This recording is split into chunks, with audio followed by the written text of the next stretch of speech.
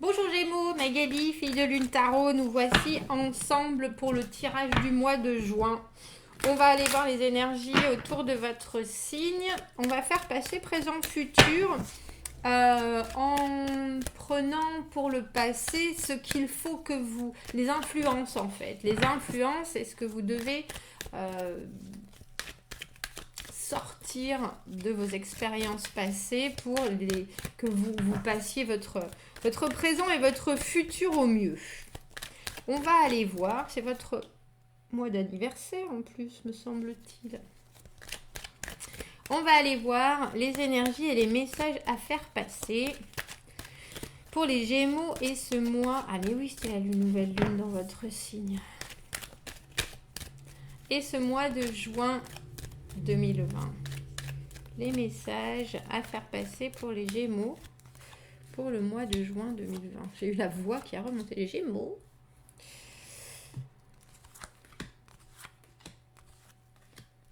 Allons voir.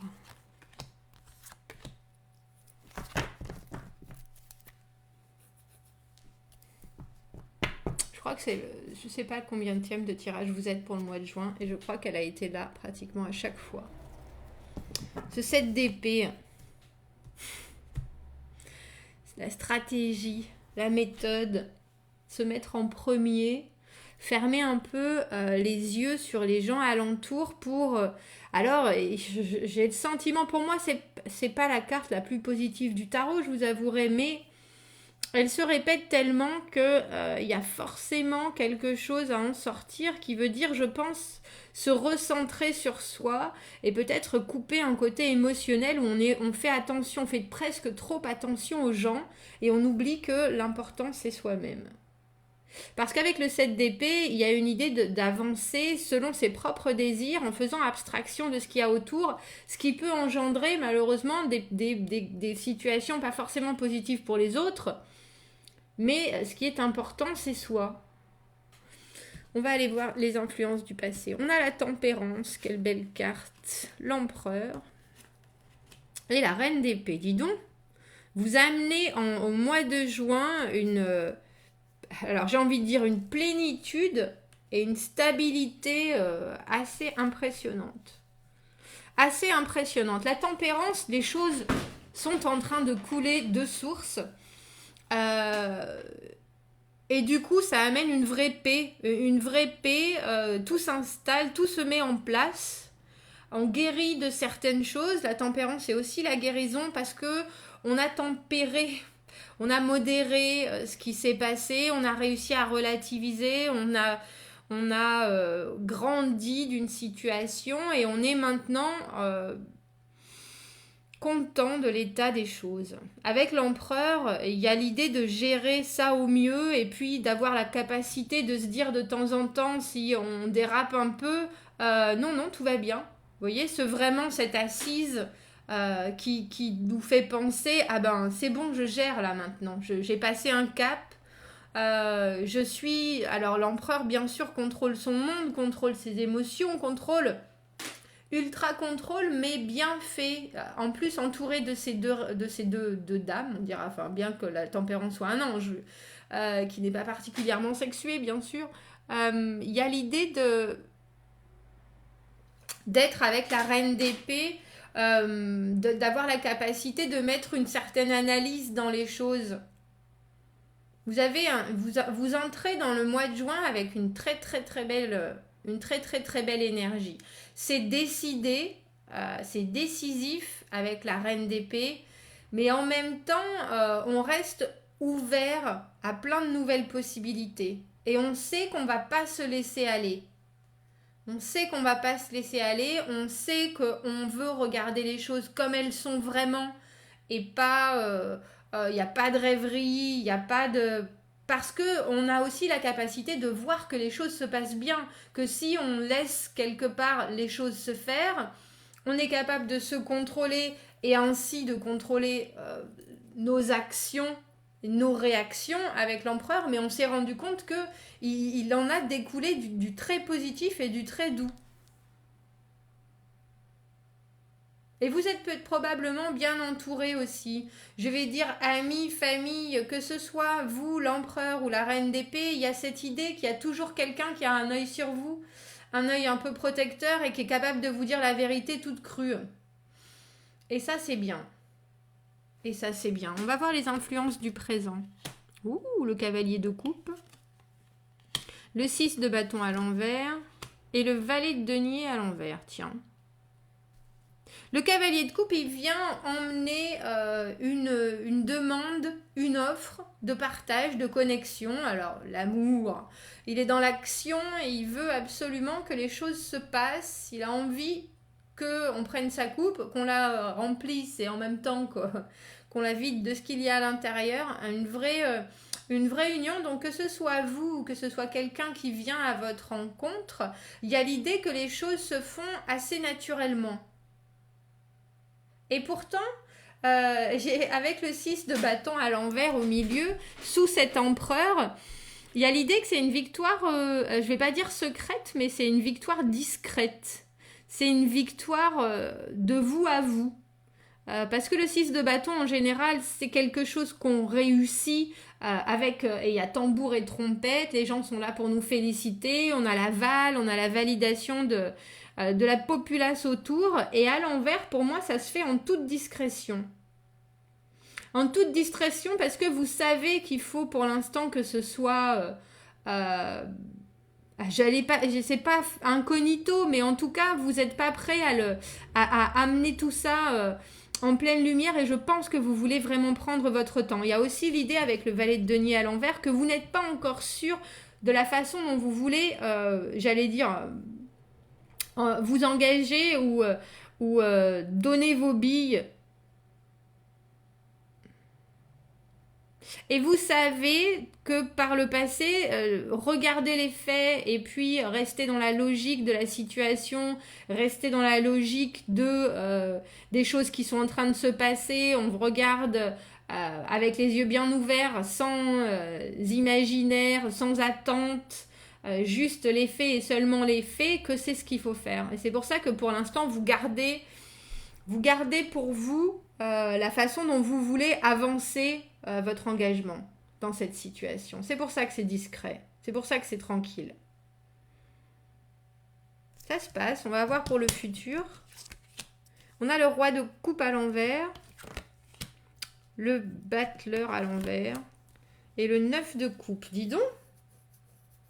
C'est chouette. Le 9 de coupe, c'est pour moi la carte du contentement, de l'amour de soi. On est content de la situation. On est content émotionnellement. On est repu. On s'est fait plaisir et on en sort un vrai épanouissement personnel. Et j'ai le sentiment, roi de coupe à l'envers et battleur à l'envers, là, quelque part que vous gardez... alors je sais pas pourquoi je pense à ces billes, là, c'est pas ce que j'ai eu, parce qu'il y a une expression avec des billes, bien sûr, mais je la trouve pas.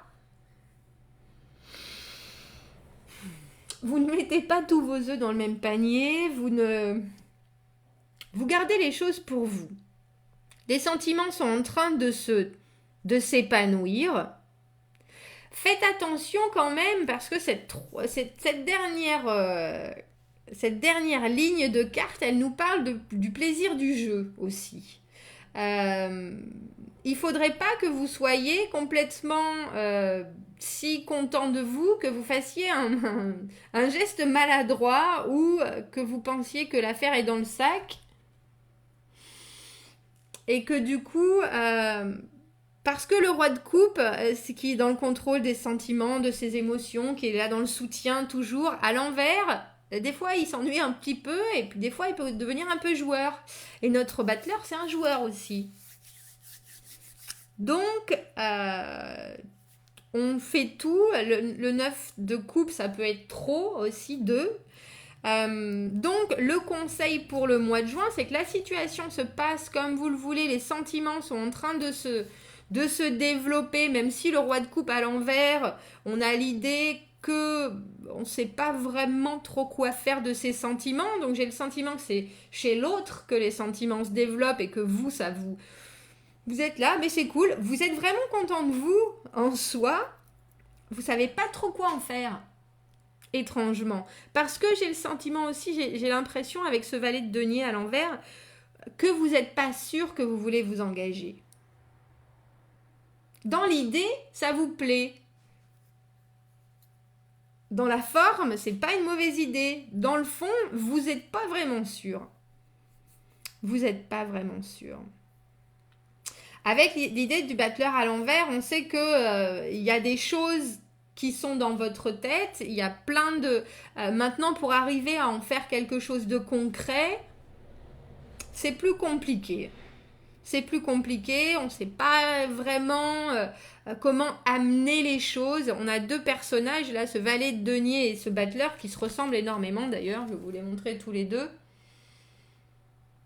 Vous voyez, et c'est les deux qui amènent une idée de communication sur, bon, comment on fait les choses maintenant, qu'est-ce que je veux pas, qu'est-ce que je peux faire, qu'est-ce que j'ai la capacité vraiment d'investir dans une nouvelle aventure.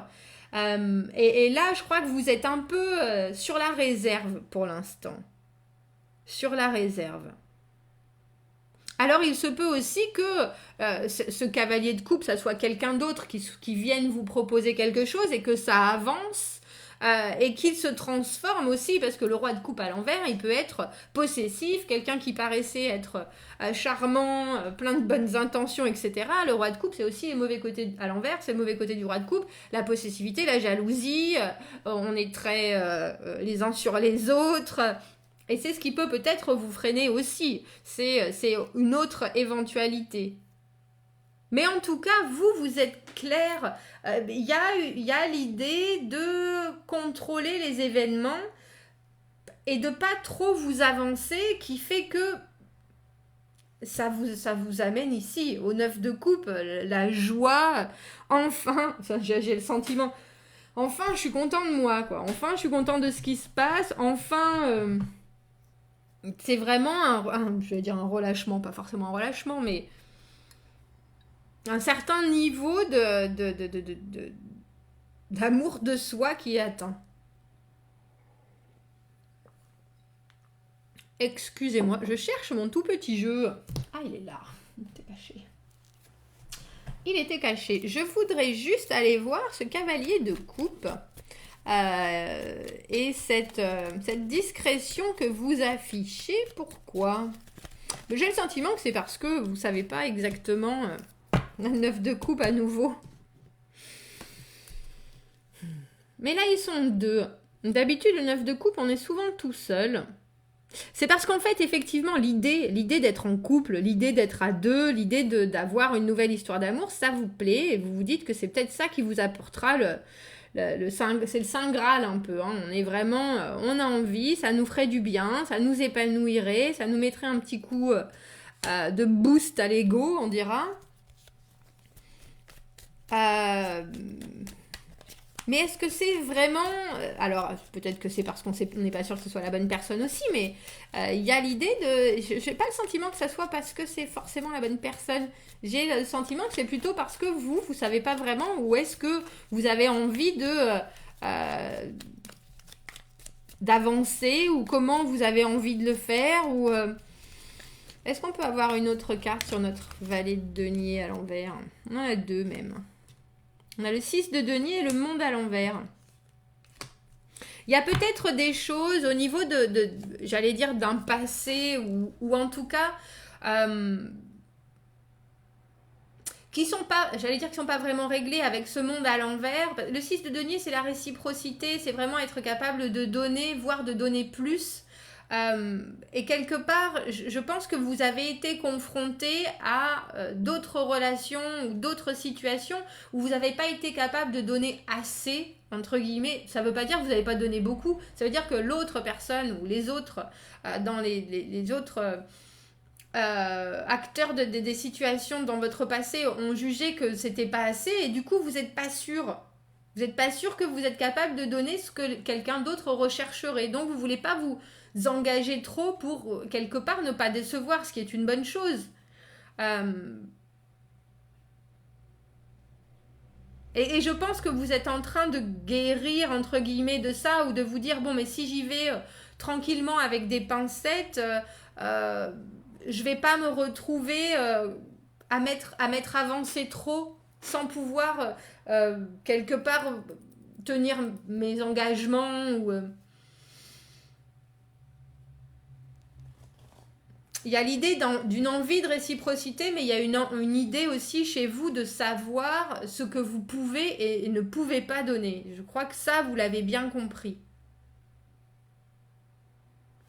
Alors, ce roi de coupe à l'envers. Ce roi de coupe à l'envers. Qui c'est? Qu'est-ce qu'il veut? On a la reine d'épée à l'envers. Tiens, reine d'épée à l'envers et roi de coupe à l'envers, ça va être une communication compliquée, hein.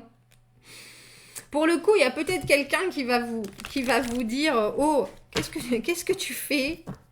Qu'est-ce que tu fais ?» Alors, on a un roi de coupe qui est dans l'émotionnel, absolument, et une reine d'épée qui est là également, qui est dénuée de tout émotionnel. Et tout d'un coup, chacun, c'est un peu comme si la reine de coupe, elle essayait de penser avec son cœur, ce qu'elle n'arrive pas à faire, parce qu'elle n'est pas douée avec ça, au lieu de sa tête. Et le roi de coupe essayait de penser à sa tête, avec sa tête, au lieu d'avec son cœur. Ça risque d'être un peu le bazar. Il y a cette idée aussi d'avoir la reine d'épée là, soudainement ici, ou à un moment, quand la situation peut-être continue à évoluer, pendant ce mois de juin, vous vous dites, bon, où est-ce que j'en suis? Est-ce que je suis au bon endroit? Est-ce que j'agis de la bonne manière? Oui, vous inquiétez pas. Faut pas vous mettre de pression avec le battleur à l'envers, même si vous savez pas exactement comment jouer votre prochain coup. Il y a l'idée que tout est nouveau, tout est beau. Ça va peut-être être, j'allais dire, pas forcément des plus harmonieux en soi dans l'échange, mais il y a une envie mutuelle ils se regardent tous les deux. Il y a une envie de se comprendre. C'est ça en fait. Il y a une envie de se comprendre, même si pour l'un les choses viennent du cœur et pour l'autre les choses viennent de la tête. À l'envers, ils essayent vraiment de comprendre leurs différences et de trouver un terrain commun en fait. Un terrain commun. Alors, je pense qu'avec le battleur au milieu, effectivement, vous ne pouvez pas vraiment dire comment vous voyez les choses, mais c'est pas une mauvaise chose parce que au final, vous savez pas exactement.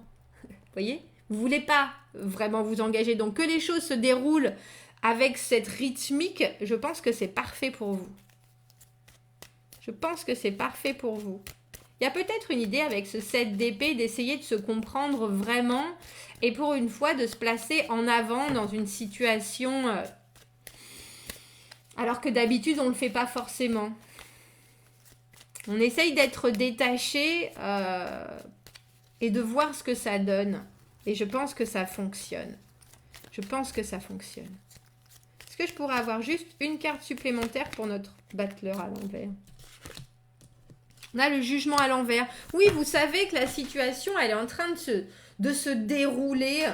On a le 8 de bâton juste en dessous, les choses qui se passent, les nouvelles actions, les nouvelles opportunités. Ça va vite, il faut réagir vite. Donc du coup, je crois que vous prenez les choses comme elles viennent, du mieux que vous le pouvez, et très sincèrement ça marche. Vous amenez avec vous tout ce que vous avez appris du passé et vous voulez gérer la situation, pas vous laisser déborder, et ça marche. Vous y allez à pas de... sur la pointe des pieds, et ça marche. Et puis, j'aime bien l'idée que vous ne faites pas le fier avec ça. Vous savez, le jugement à l'envers, c'est que la situation, elle va être à nouveau à l'endroit, il va y avoir une nouvelle possibilité. Le jugement, c'est être un homme nouveau dans un monde nouveau, à part que on amène avec soi tout son passé. On sait que une nouvelle situation s'offre à nous. C'est aussi la carte des secondes chances. À l'envers, on n'en est pas encore là. Mais on sait que ça va arriver. On sait que ça va arriver. Et je pense que c'est parce que le fait que vous soyez si différent avec la personne qui est cette reine d'épée, ou vous en roi de coupe, cette personne en roi de coupe, vous savez qu'il faut que ça soit... dans ce que vous amenez du passé en reine d'épée et en empereur, vous savez qu'il faut que ça soit honnête. Vous savez qu'il faut que ça soit clair. Vous savez qu'il faut que les choses aient du sens. C'est vraiment très cartésien et essayer de mettre des espèces de directives sur de l'émotionnel, c'est pas facile. Et là, vous prenez le temps, vous regardez les choses se dénouer ou à la limite, vous les freinez pour pas qu'elles n'avancent trop vite. Et vous avez tout à fait raison de le faire parce que ça avance. Parce que ça avance, parce qu'on vous demande d'être là. Ça veut dire que quand on vous envoie des messages, vous allez répondre sans forcément être super youhou, même si vous le ressentez à l'intérieur, parce que il faut la jouer cool. Et puis surtout, il faut pas s'avancer plus tant qu'on ne sait pas ce que l'autre veut. Il y a vraiment cette idée de contrôle et de quelque part, ça vous aide à pouvoir vraiment réfléchir à ce que vous voulez, à comment vous allez pouvoir mettre les choses en place, en action et comment vous allez faire développer la situation au mieux. C'est un très joli tirage, Gémeaux. C'est un très joli tirage pour votre mois. Là. Qui se termine par le 9 de coupe à l'endroit, à l'envers, on l'a eu 2 fois. Vous êtes épanoui, vous êtes content de vous à la sortie de ce mois. Content de vous, content de vos actions, content de ce que vous avez réussi à instiller j'allais dire de froideur, mais en tout cas de clarté d'esprit dans votre mois, dans votre fonctionnement, en prenant en route avec vous tout ce que vous avez appris du passé, chapeau. J'aurais aimé un tirage comme ça pour moi, vous voyez, c'est très chouette. Commentez, n'hésitez pas, dites-moi ce que vous en pensez. Je vous souhaite un très beau mois de juin parce qu'il est vraiment très très joli. Très très joli. Abonnez-vous à la chaîne, aimez la vidéo. Si vous avez besoin d'un tirage privé pour éclaircir encore plus ceci, n'hésitez pas. Vous avez mon adresse email dans ma petite boîte juste en dessous et un peu plus d'informations sur les tirages sur ma chaîne YouTube. Je vous souhaite un très beau mois de juin. Je vous dis à bientôt. Au revoir.